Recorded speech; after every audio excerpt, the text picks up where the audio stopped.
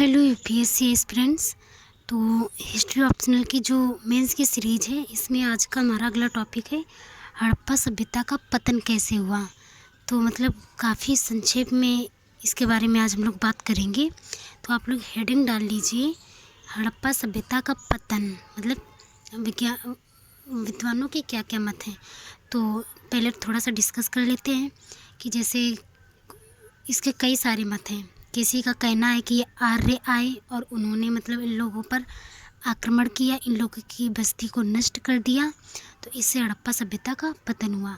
अगला पॉइंट ये है, लोगों का मतलब विद्वानों का बोलना है कि शायद बाढ़ आई थी और बाढ़ की वजह से पूरे हड़प्पा जो वासी थे वो मतलब इनका ये जो नगर था ये डूब गया और इस तरह हड़प्पा सभ्यता का मतलब अंत हो गया।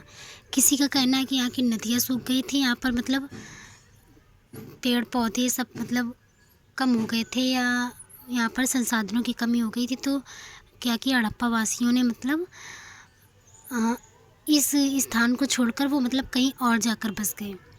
और किसी किसी का कहना है कि मेसोपोटामिया का जो व्यापार था इसने मतलब इसके पतन में काफ़ी एक महत्वपूर्ण भूमिका निभाई।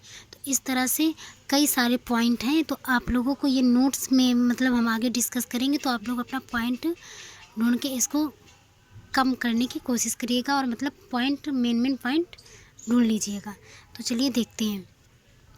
सिंधु घाटी सभ्यता के समापन के विषय में विद्वानों के भिन्न भिन्न विचार हैं।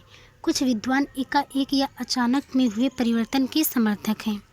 उपलब्ध साक्ष्यों के आधार पर इन विद्वानों ने अपने मतों को प्रस्तुत किया, किंतु ये व्याख्याएं सैंधवपूर्ण समापन अथवा नगरों से इतर कृषक संस्कृतियों के पतन को स्पष्ट नहीं करती हैं। कुछ विद्वानों ने इसमें क्रमिक और दीर्घकालिक परिवर्तनों की चर्चा करते हुए जलवायु परिवर्तन अथवा भौगोलिक कारकों का सहारा लिया है। कुछ विद्वान बोलते हैं कि शायद जलवायु परिवर्तन की वजह से इनका पतन हुआ। कुछ का कहना है कि ये मतलब क्रमिक और दीर्घकालिक परिवर्तन की वजह से वो हुआ, किंतु इनमें भी ये स्पष्ट करना मुश्किल है कि सैंधव क्षेत्र में समापन पूरी की पूरी सांस्कृतिक प्रक्रिया का कैसे हो गया। सही बात है, मतलब पूरी हड़प्पा सभ्यता की ये जो संस्कृति थी इसका पूरा समापन एक साथ कैसे हो गया। कहाँ गई वो लिपि, कहाँ गए वहाँ के लोग, कहाँ गई वो सभ्यता, मतलब कैसे हो सकता है एक साथ पूरी संस्कृति का विनाश कैसे हो गया। उदाहरण के लिए लेखन कला सैंधव नगरीकरण के बाद नहीं दिखी।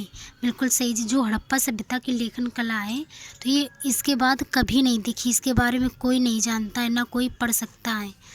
तो अगर माना कि जैसे यहाँ के हड़प्पा वासी थे, उन्होंने पलायन किया होगा, तो आखिर वहाँ पे जाके उन्होंने कुछ अपनी पद्धति को शुरुआत की होगी, या तो फिर ऐसा होगा कि हड़प्पा सभ्यता में बहुत ही कम पढ़े लिखे लोग होंगे, तो शायद इसलिए इसका विकास नहीं हो पाया। फिर यदा कदा जो प्रमाण मिले हैं वो बहुत थोड़े हैं, जो किसी निश्चित मत को स्पष्ट नहीं करते।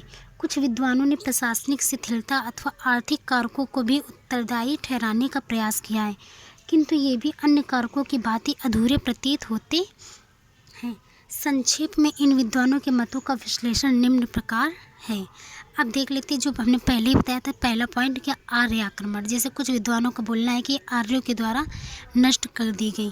तो चलिए देखते हैं आर्य आक्रमण ये पतन का सिद्धांत है। ये लोग क्या कहते हैं, गार्डन चाइल्ड और मार्टिन व्हीलर ने मोहनजोदड़ो और कुछ अन्य स्थानों से उपलब्ध साक्ष्य तथा साहित्यिक विवरणों के आधार पर आर्यों के द्वारा सैंधव समापन का विचार प्रस्तुत किया गया था। इन लोगों के द्वारा इनके अनुसार ऋग्वेद की कई ऐसी बस्तियों का उल्लेख है जिन्हें इंद्र ने नष्ट कर दिया।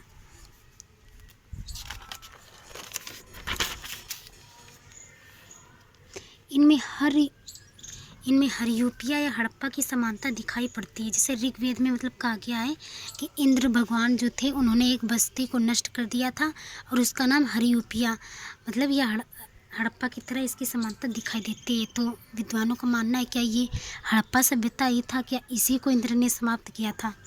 ऋग्वेद में शत्रुओं के मुकाबले धातु के बने दुर्ग की प्राप्ति की प्रार्थना की जाती है, अर्थात शत्रुओं के दुर्ग शक्तिशाली थे। शतपथ ब्राह्मण ने देवासुर संग्राम के विषय में बताया है कि कुछ असुर कृषि कार्य में लगे थे, जिससे देवताओं को चिंता हुई कि वे उनका धन कम करने के बारे में सोचने लगे। कुरु राज्य के शासक परीक्षित का संघर्ष नागों की उपासना करने वाली जाति से हुआ था। संभवतः ये सैंधववासी ही थे, क्योंकि सैंधववासी किसकी पूजा करते थे? नाग की पूजा करते थे। तो कुरु के राजा जो थे परीक्षित, उनकी संघर्ष किनसे था? नागों की उपासना करने वाले लोगों से था। तो क्या ये परीक्षित के समय और हड़प्पा सभ्यता एक समकालीन थी? जनमेजय के द्वारा तक्षशिला में किया गया नाग यज्ञ उसी भौगोलिक क्षेत्र को दर्शाता है। अब जैसे तक्षशिला और जो हड़प्पा सभ्यता, ये तो बिल्कुल मतलब आसपास के ही क्षेत्र हैं, तो ये उसी भौगोलिक क्षेत्र को दर्शाता है जहाँ उत्तरवर्ती सैंधव ग्रामीण संस्कृतियाँ रही होंगी। इसी प्रकार आर्य अनार्य सैंधव संघर्ष में आर्यों के द्वारा जिन लोगों को पराजित किया गया वे लिंग योनि के उपासक बताए गए, और उपलब्ध प्रमाणों के आधार पर ऐसा प्रतीत होता है कि सैंधव वासियों का समापन आर्यों के द्वारा हुआ। किंतु इस मत को स्वीकार करने में कई समस्याएं। पहले तो देखो ये कारण बता दिया गया कि शायद इन्होंने समाप्त किया है। अब हम लोग देख लेते हैं कि मतलब इसको माने या ना माने। तो देखो यूपीएससी के पैटर्न में हमको निगेटिव पॉजिटिव सब पढ़ना है। अब यूपीएससी वाले अगर पॉजिटिव पॉइंट ऑफ व्यू से पूछते हैं तो पॉजिटिव में आंसर देना है, अगर वो निगेटिव पॉइंट ऑफ व्यू से पूछते हैं तो निगेटिव पॉइंट ऑफ व्यू में आंसर देना है। तो देख लिया कि एक मतलब मान लिया कि हुआ होगा, आर्यों ने इनका समापन किया होगा, लेकिन अब देखते हैं, माना यूपीएससी ने पूछ लिया कि इस मत को हम नहीं मान रहे, तो इसके बारे में आपकी क्या राय है?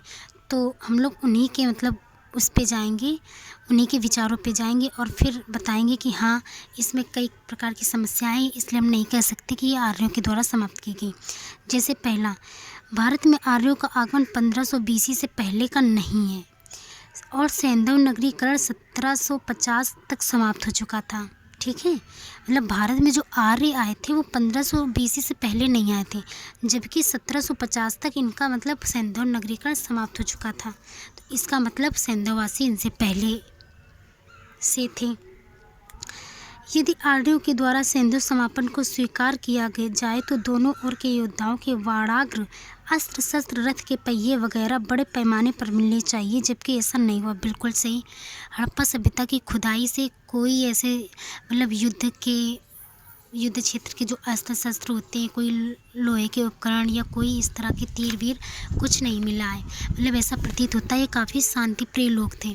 तो अगर माना आर्यों से इन लोगों का युद्ध हुआ होगा तो आखिर कुछ अस्त्र शस्त्र तो मिलने चाहिए, पर ऐसा नहीं मिला है। इसलिए हम लोग इस पे मतलब यहाँ से इस पर प्रश्न चिन्ह लगता है कि शायद इन्होंने समाप्त नहीं किया था। फिर आगे देखते हैं।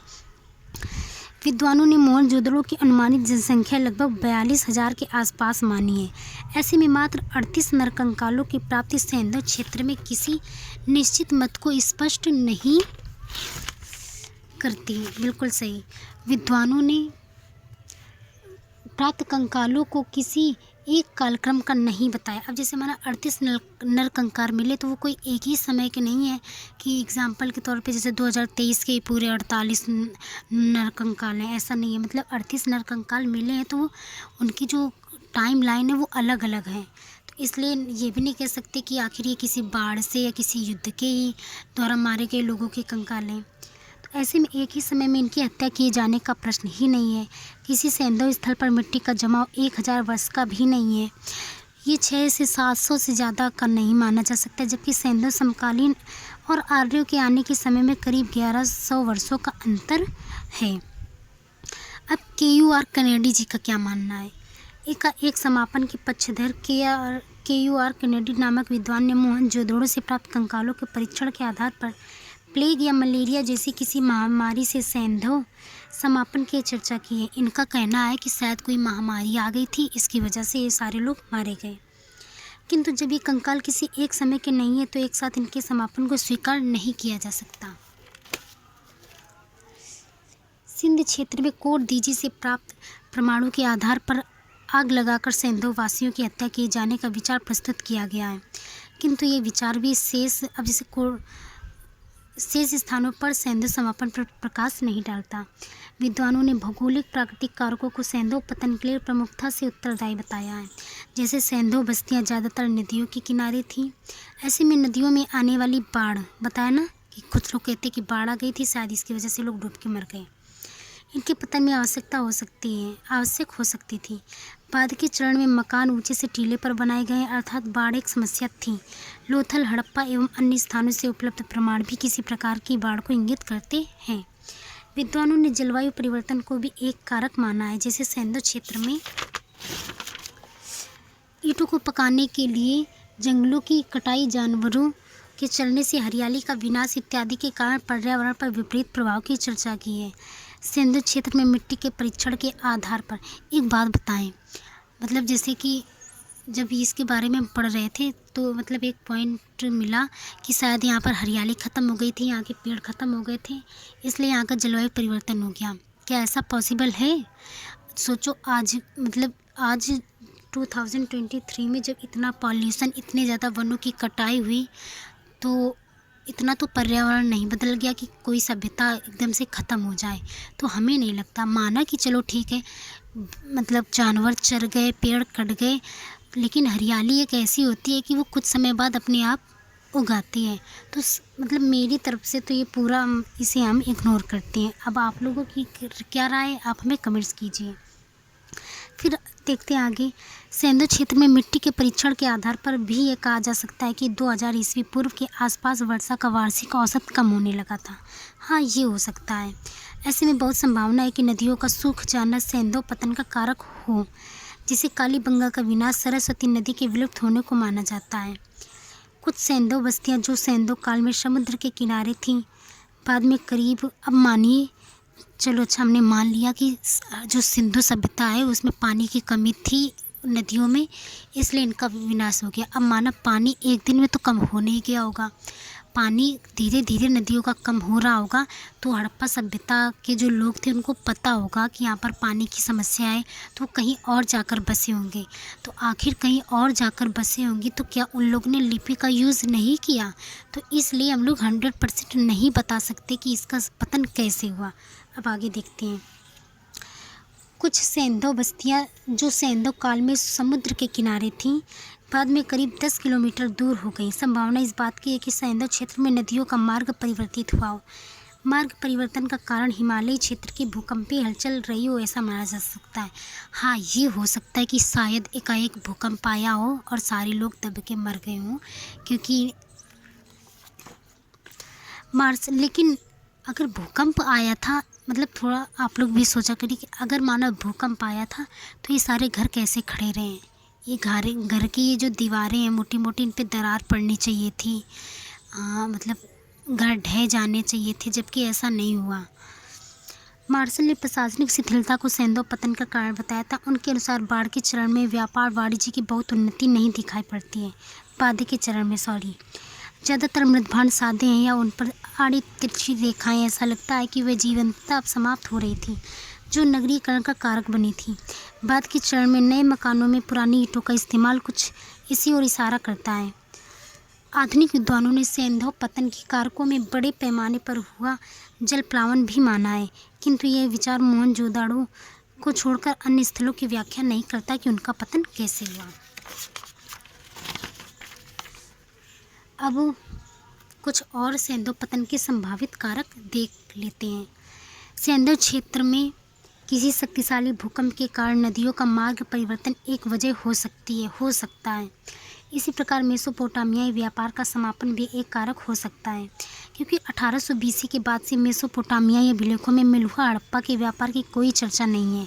ठीक ऐसे ही सैंधव बस्तियों में व्यापार के पतन के चिन्ह भी प्राप्त होने लगते हैं, जिसके निम्नांकित कारक हो सकते थे। मतलब अब जो ये माना जाता है कि शायद मोहनजोदाड़ो से इन लोगों का जो व्यापार था वो पूरी तरह से बंद हो गया था, शायद इनके पतन में शायद ये भी एक मुख्य भूमिका निभाता हो।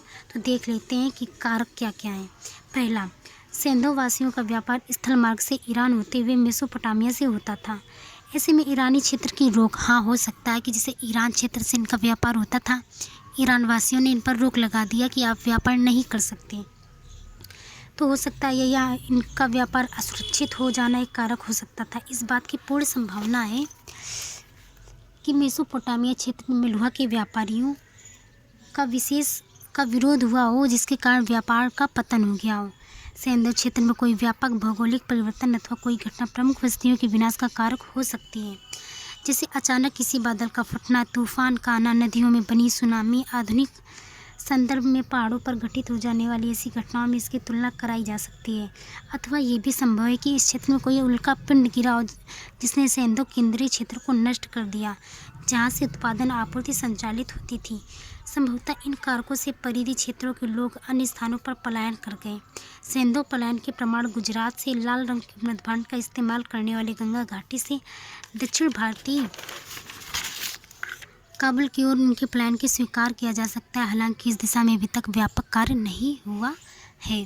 तो हमने हड़प्पा सभ्यता का पतन देख लिया। तो हमारा हड़प्पा सभ्यता के बारे में जितनी डिटेल्स थी वो सारी कंप्लीट कर ली। अब जो हमारा आगे लेक्चर आएगा वो आएगा वैदिक काल। तो इस लेक्चर में जो डाउट हो वो आप हमें कमेंट्स कीजिए, और अगर वीडियो लेक्चर पसंद आए तो प्लीज़ एक लाइक और एक प्यारा सा कमेंट्स कर देना, क्योंकि आपके कमेंट्स हमें आगे वीडियो बनाने के लिए मोटिवेट करते हैं। तो थैंक्स फॉर वॉचिंग।